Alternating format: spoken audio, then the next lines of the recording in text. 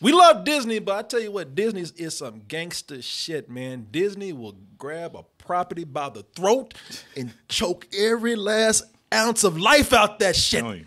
They don't give a damn. They are not satisfied until your body is dead. Dehydrated. As long as you are able to make money, they're gonna sell that ass. They're gonna put your ass out there.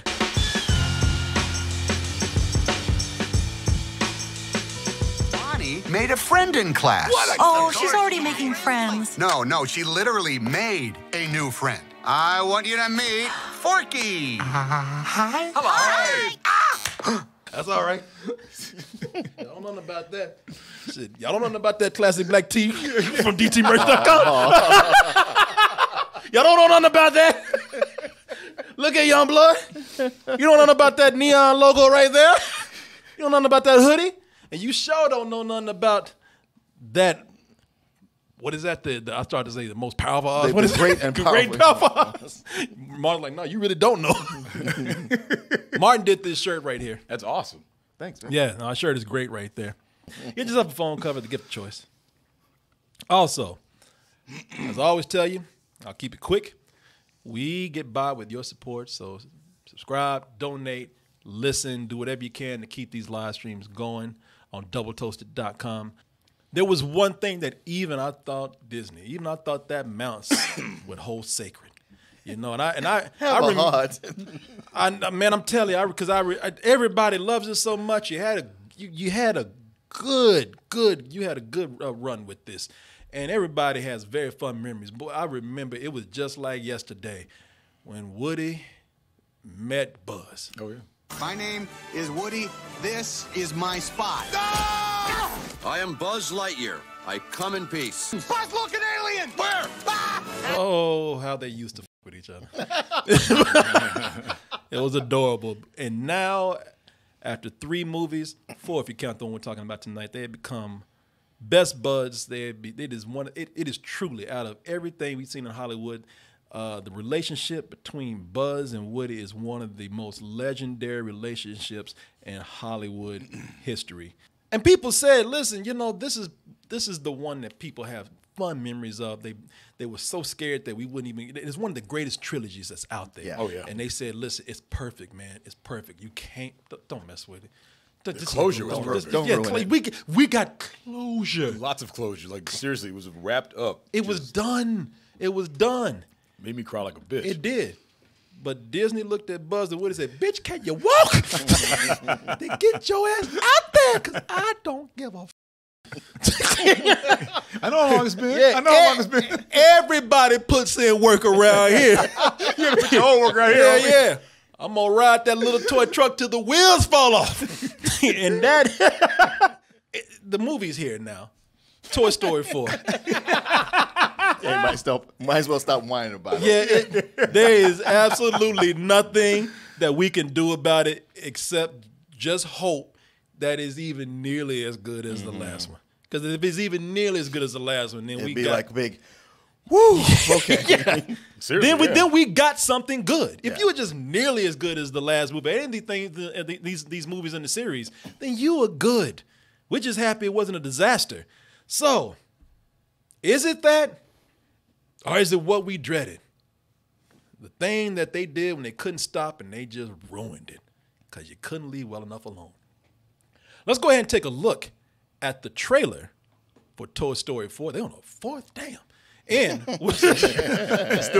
when you say it like that, shit, Andy off in college. Andy's married. Andy expecting his first kid, and these toys still out here around. So let's go. Andy's going through his first divorce. I'm gonna get my toys back. Bunny needs Forky. Woody, who needs a kid's room when you can have all of this? Wow. Woody, aren't we going to Bonnie? Woo! Shit! Woo! Thank God! I thought y'all gonna this up. This is probably the movie I've been the most nervous to see. Let me tell you something, man. I love this trilogy. I can't even watch it all that much because sometimes Because you don't feel like crying. I don't feel like crying. I don't feel like crying. First of all, I don't feel like crying from the movie itself. And then I just don't feel like crying from knowing how great of a job they did with this. I just cry because they did such this is one of the few series that really cares. It's not been the best summer. Oh hell no! I mean, this whole year has been shit. to put it lightly. We're halfway through the year, and I can count maybe 7 or 8 movies that I've really loved enough to say, yeah, go see this, or I watch them again. Damn. Everything else has just been like, wow, that's it. And I saw one movie this summer, which just had me pissed off, and y'all probably know what it is already. No. I want in. You erased my parents' memories, but you didn't get mine. I found you, which makes me perfect for this job. Not really. Yeah, I wish, no, and I wish it really hadn't, because man. Was she really? That's not even on the criteria that we posted on Monster. Man in Black International. I bring this up as an example because in our review, we said that I remember mentioning that you could see the script changes on the screen where the studio just came in and just changed things at the last minute. Tessa Thompson and Chris Hemsworth, they actually had to go in and get people to write their own dialogue for them because they said they start getting so many script changes. They were like, okay, I don't even know what the fuck I'm talking about right now. I have no context for anything. And that has been the problem with a lot of movies that we've seen, is that a lot of these films, they are movies where they're so put together for the sake of just trying to like meet a certain demographic, trying to like really just make sure we make our money back. They're not, it's almost seemed like studios are scared to just take a chance on something that's genuinely telling a good story because, well, if we tell one story without 10 people coming in and having their take on it, then we're not going to be able to please everybody. Right. And that's not what you have here, man. I'm impressed with how these movies keep evolving. And, and half of it is because Toy Story works in a fantasy world, so they have a wealth of material to work with. They're always thought-provoking also. You don't expect it. And then it has you there going, you got to stop and think about some of this. No, these movies are a lot deeper because these movies go to a lot of places, and a lot of them are kind of dark places. And because they're telling a family film or a story suited for a family film, they kind of code it in enough sweetness to where you don't see it. But there's some real existential questions that they ask that if you really sit down in a room, Toy Story will your mind up, man. Yeah. If you really sit down in a room and think about it. And one of the things that I really love about Toy Story 4 this time around is that they're doing what they've been able to do with a lot of these films. This is a combination of having so many different varieties of toys to work with to make characters out of. But it's also not just about taking these characters and these variety of toys that they have. It's also about how that relates to the phases that children go through. True. When playing with these toys, when they have playthings, when they have childhood attachments to things, and when those attachments wear off. Those are the things that continue to build this universe that we see here.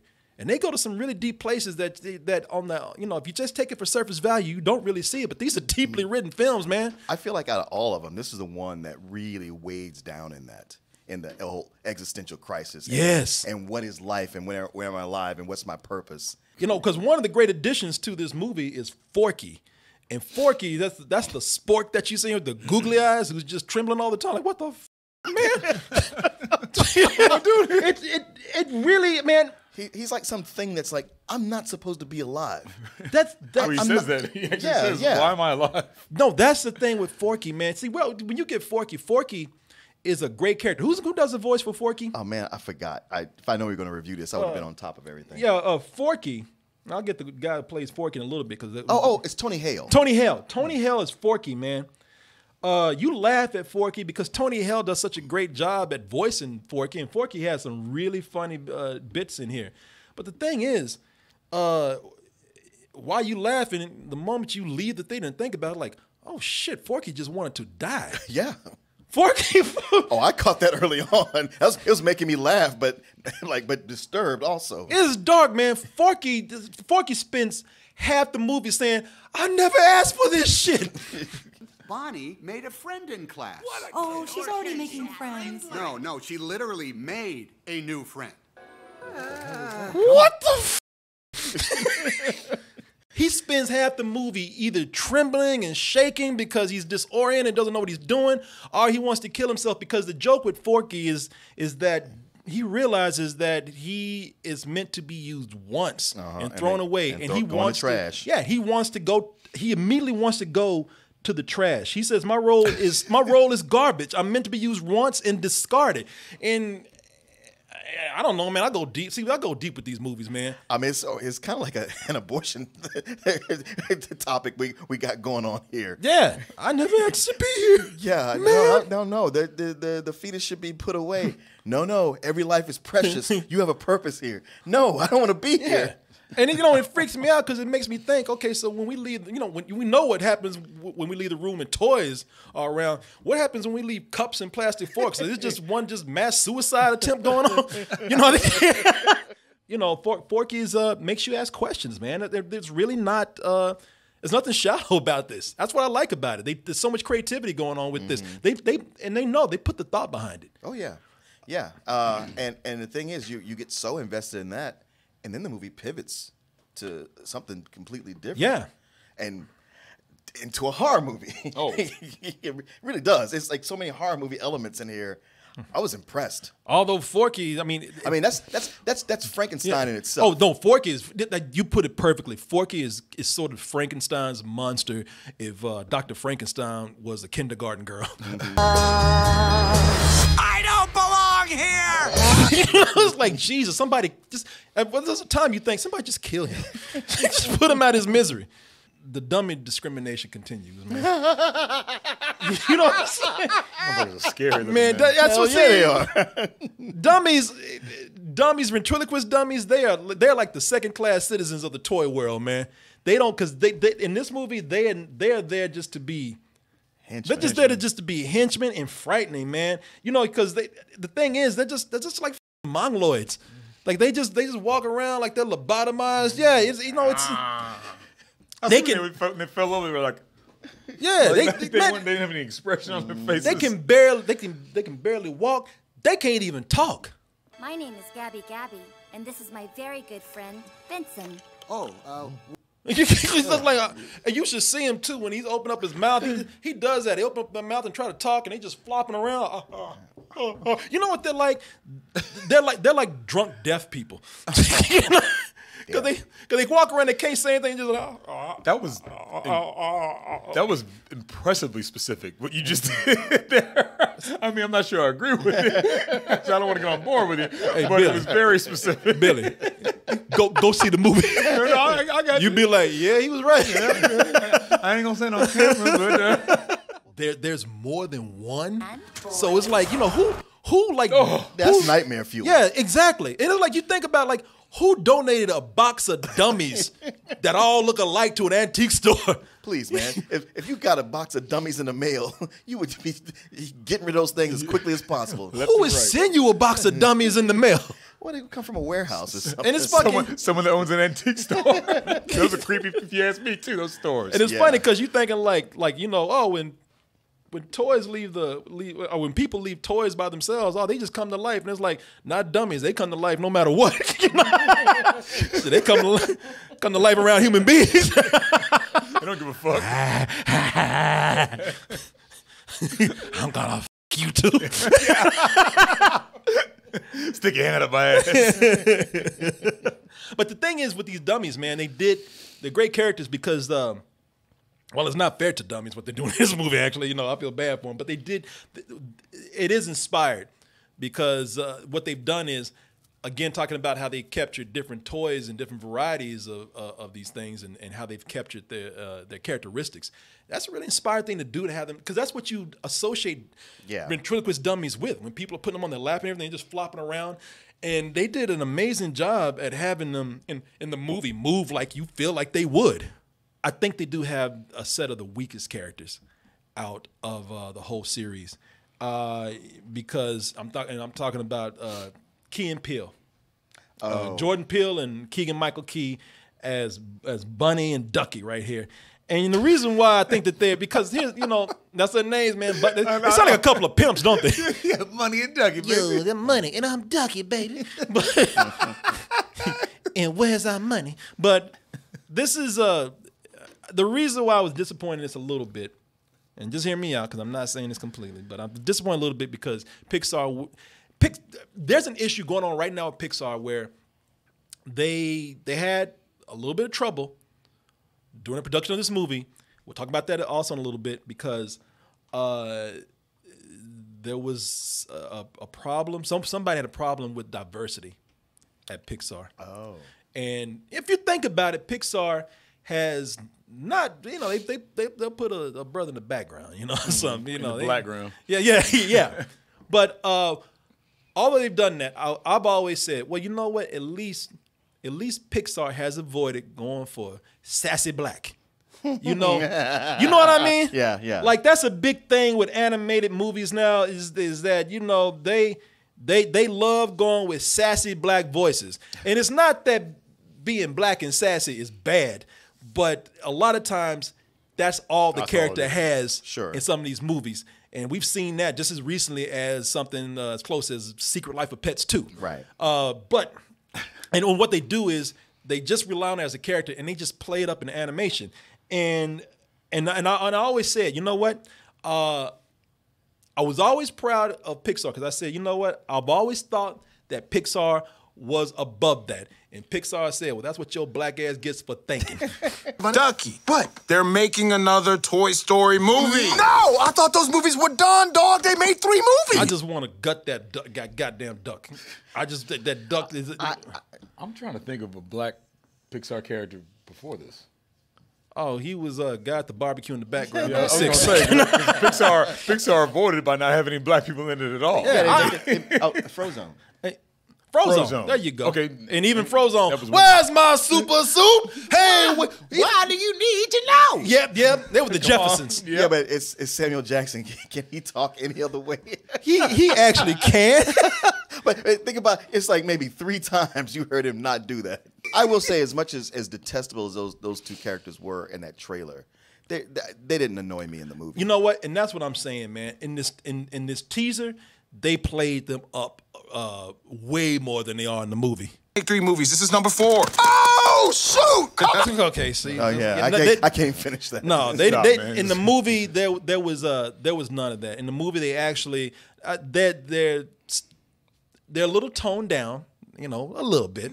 But they actually do have, I tell you, man, they have some great gags for them. But the character that really surprised me in the movie was the character that was voiced by Keanu Reeves. I got to tell you, John Wick really does make a great toy.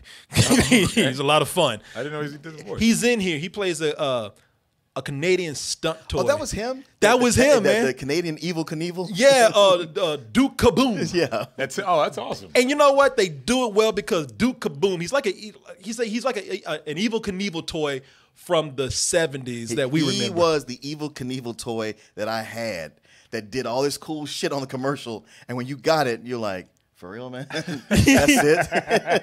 Yeah, that's exactly. So I left my ass off watching that because he was all like, yeah, once the kid found out I couldn't do all that shit, I got kicked to the curb. I was like, yeah, you goddamn right. Hilarious. That's really good. That's really funny.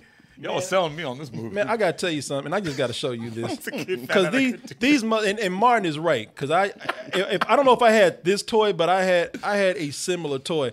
They had these toys. They make you think that because they came with these motorcycle toys, you either wound them up or you like revved them up, and they make you think this motherfucker jumped through a ring of fire, man. Yeah. And that was Duke Kaboom is a takeoff on the Evel Knievel toys. Evel Knievel was a big motorcycle stunt guy in the 70s, and this is him right here. Just again for context. I had that shit. You can make them do wheelies, back stands, even midair somersaults. And for that shit did none of that. You see how that cut away? You know what? It could do some of that, but there was another toy called Screaming Demons that used to show kicking up sand and everything. And my mom got me one. I put those batteries, and it would just go, kicking up sand. And, oh yeah. And they tried. I guarantee you, they showed. They showed, and you're right, they did that cut. They showed Evil Knievel doing that backflip. Somersaults. No, it would never do that. Evil Knievel fell on his ass every time. It never did that. Evil Knievel, he was a real person. He'd be fucking dead by this point. Here's Evil, up and over that 4-foot ditch. He never made that ditch. I told you. He never made that ditch. Now, you saw those poses that Evil Knievel was doing and everything. They had, and I got to say, Keanu Reeves. I can't believe that was him. His voice is like his demeanor and his voice is perfectly suited for the Canadian super stunt bike Duke Kaboom. Hi, Duke. Oh, yeah. Yes. He's posing. Duke, we need Hold to... on. One more. Duke showed him there. He showed him his taint right there. I love the expression on Woody's face. Like, what the fuck is he doing? It doesn't even sound like him. Yeah. Wow. If you think about it, you know, if you listen hard. If now that you tell me and I hear it. And y'all ain't gonna like this, but Pixar, they know what the man like in there. They heard them people talking about Last Together. They put a little ass in there for Bo Peep right there too. look at Woody. Woody looking at her like, God damn. I'll stand. Shit, I ain't going nowhere. Shit, Bunny, I'm staying right here. They do a commercial. It's online. You probably have seen it, but in the movie they do a commercial like the Evil Knievel commercial, and then they show. I won't spoil anything, but I just show I'll tell you that they show the realities and what those toys are like, and it's hilarious. They keep bringing that back, man. It is and Keanu Reeves, he's having an amazing time doing this. I mean, you can hear the fun that he's having doing this. This movie, everybody in this film, from Duke Kaboom up to Woody, to Bo Peep, and I got to say also that Tim Allen and Tom Hanks, you know, of course they're always going to be great. Yeah, always going to be great. But some of the people who are doing some of the other voices, as the voice, yes. Don't talk about Tim Allen's always great. Well, in these movies, in these movies, okay, no. Making sure we clarify. No. Some of the jokes that they give him to do, because this time he's the one that's out trying to, like, the roles are reversed finally. You know, I guess it was already done. Yeah, before. it's done this way before. Yeah, they did that. The interesting thing is that it was always Buzz and Woody. Sorry, Buzz and Woody on the road. And this is almost a Woody solo adventure, because all the other characters are kind of back at the RV holding down the fort. But this is really more about Woody and him getting with everybody, either with Bo Peep or Forky, interacting, or in that house of horrors, an antique shop. This is Woody's story, and when you see the movie, you will see why. This is mostly focused on him, and Tom Hanks, Tim Allen. We talked about Keanu Reeves. Annie Potts says Bo Peep does great. All your main characters here, if you really look at it and go below the surface, all your characters, your main characters, their stories are tragedies, man. Oh yeah. You know, and you don't, and like I said, man, you don't really see that. You know, it's kind of a dark film beneath the surface, man. Because really the main theme that's going on with here, if you really look at the characters that we're following and the world that we really like, we don't spend a whole lot of time with the toys that we've come to know. We're on a whole different world with new toys, and if you hang out with these toys, the big theme that you will notice is rejection. It handles, this whole thing is about adjusting to not just moving on, but abandonment. Yeah. That they address very quickly. At some point, kids don't give a It's true. They get something shiny and new, even if they got to make it out of a fork, a plastic fork, and they move on. Not every kid is like Andy, who keeps playing with the same toy until he's goddamn 18 years old. He finally moved on, but he hung on as long as he could. He did. He had to pry that Woody out of his cold fingers. He had his cold, dead hands. The third one, yeah. He was like, wait, whoa. Yeah, mom packed up the toys to try to hide it from him. She put them in the attic, and Andy was like, where are my toys? All right, shit. All right, goddamn. Andy going to the prom? No. Can I bring Woody? Well, also, man, their fates are. He going to a prom with Woody. Got Woody dressed up. Dressed up in a powder blue tuxedo. Molly, is that her name? Bonnie. Sorry, shit. Bonnie. No, Bonnie. But thing is that Bonnie didn't have Woody with the same, under the same conditions. Oh, yeah. If you saw the last movie, Bonnie just inherited a bunch of toys from a kindergarten class, and Andy passed off to her. And, Andy got Woody fresh. Woody was passed off to Bonnie secondhand. That's some hand-me-down shit. And so she doesn't have the same connection to Woody as Andy does. If she's a girl, how long is she going to love a cowboy? Yeah, exactly. And she hung on for as long as she could. She had Bonnie on the bottom of Woody's boots, just like Andy did. But it is at a point where she's younger and her interests are just different, and the same conditions aren't there. So it's just the movie does just kind of a bittersweet approach to a cold fact of life that honestly it leans more on the sweet side in a way. For a movie that's a family film like this about toys and everything, I mean, geez, I'm talking deep about some talking toys, but it really does take a mature approach to acceptance. Yeah. Almost going through some stages of death type thing. Well, you look at the trajectory where we with number 2, where it was, listen, this shit's gonna run out. I'm trying to get us in a Japanese museum where we'll be treasured. Yeah. And then it's like, well, yeah, but is that what I want? Yeah, no, exactly. I feel like I'd be captured. Then it was off to the preschool where we're gonna play with kids, but we're gonna get tore up. Yeah. Yeah, these toys have been through some shit, man. It's almost like, damn, why don't y'all just take over the world? You do everything else. Why y'all you realize that toys got just slave mentality, man. They need a Malcolm X or some shit. Because they do come to life when they absolutely, positively have to have some self-preservation. Oh yeah, they'll come to life in a minute and hunt your ass. Right. Well, the third one, it was Thunderdome on their asses. Yeah. Well, hell, even in the first one with Sid. Oh, Sid, that's his name. Yeah. These toys, I'm not gonna say, but these toys were about to ruin a man's life because they just want to live. It's like, I mean, because it was like they was just like him or us. Yeah, it's not gonna be us. All this playing dead shit. Hell, we gotta crash this goddamn car. We'll do it. We'll go down fighting. Play the game no more, goddamn. Yeah, it's like, what are y'all doing, man? Y'all come to life when y'all absolutely have to. When y'all gonna turn to Planet of the Apes and just take over shit. But as much as we're talking about story and character, I'm telling you, man, I hate to say that it feels refreshing, but after seeing so many movies in a row, even with ones you kind of like, where they're just there just to, again, just push one element. It's either, hey, you know what, we'll get by on having a couple of actors that you recognize. We'll get by on special effects. We'll get by on a comedian. Existing property. Yeah, mainly existing property, which has been the whole sequelitis argument this summer. Or your nostalgia. Exactly. Good point. It is great to see where a movie takes. They are making a movie. This is shit that we kind of expect with small films and indie films and stuff that go to Netflix. They are making a movie in the direction in this film. Again, it's the attention to details that they play. They are telling their story not only through great characters, but through great visual direction. I want to just put up. This could have very easily been shit. Yeah, it could have, man.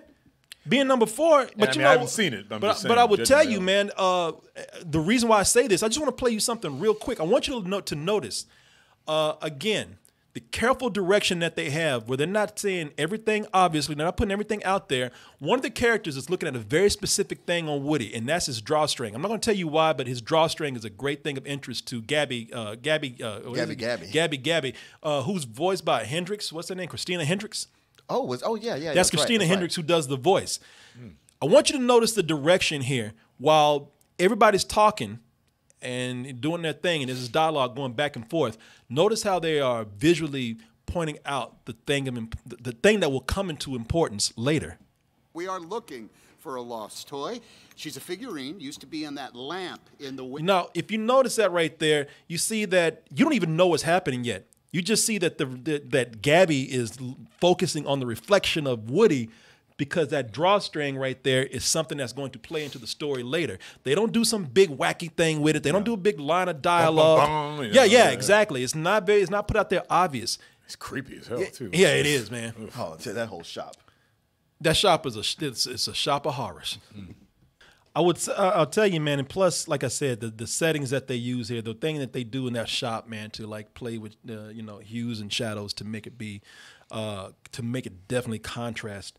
This other place, which is there's a part of the movie where they go to that takes place at I'm trying to find a shot right here.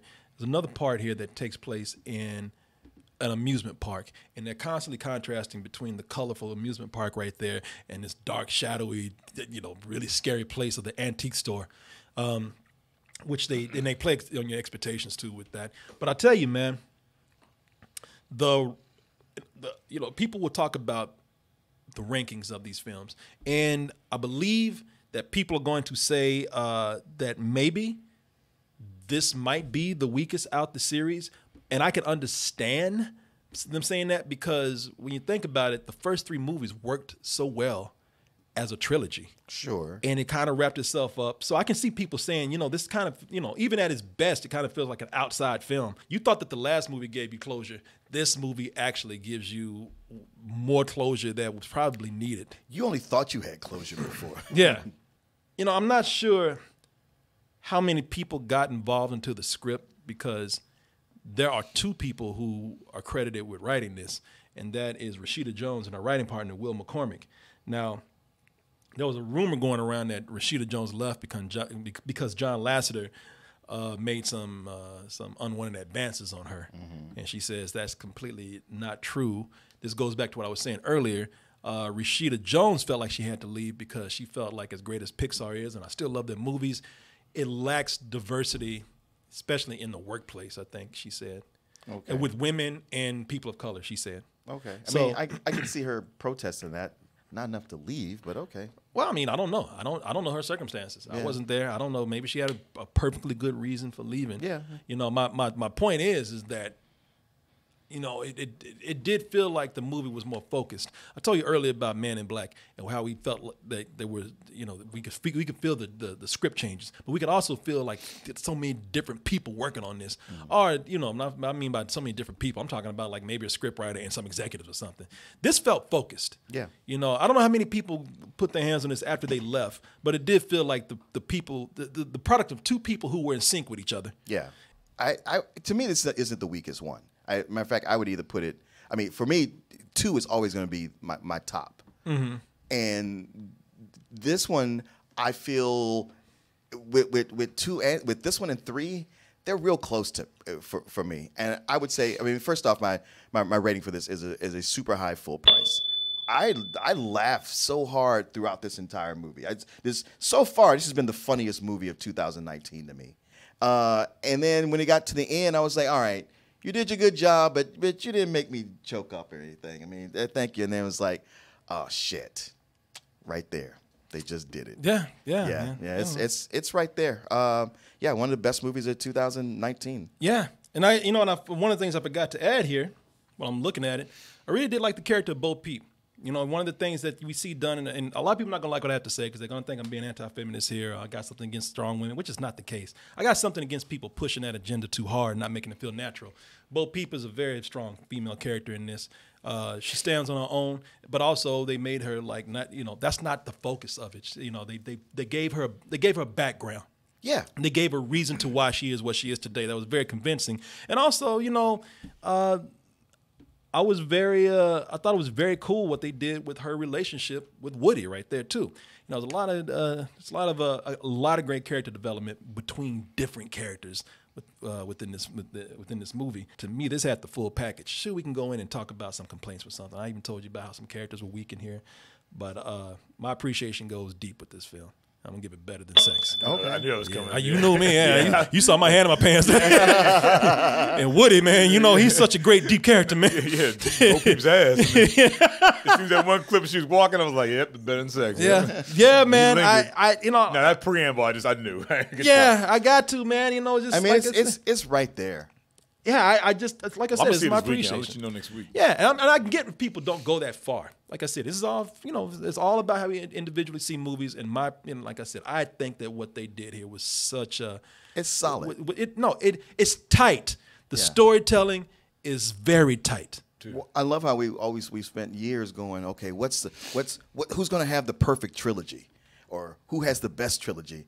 And they just went, trilogy? Why you got to stop there? How about 4 movies? Yeah. Boom. Kiss my ass. Yeah. Do you understand a toy is going to be looking at your ass talking about, damn, you can't get 3 right?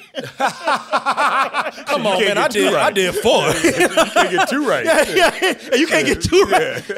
I didn't just do 3, I did 4, bitch. What you got? And I'm just a toy. You know what? Give me that shit. Thanks for watching, everybody. Thanks for watching the whole video. That means you want more. So hit that subscribe button. And also go to our main site, doubletoasted.com. Over there, you'll find the long version of this video, along with the live streams that we do almost every night of the week. Support us at dtmerch.com. And remember to always stay toasty.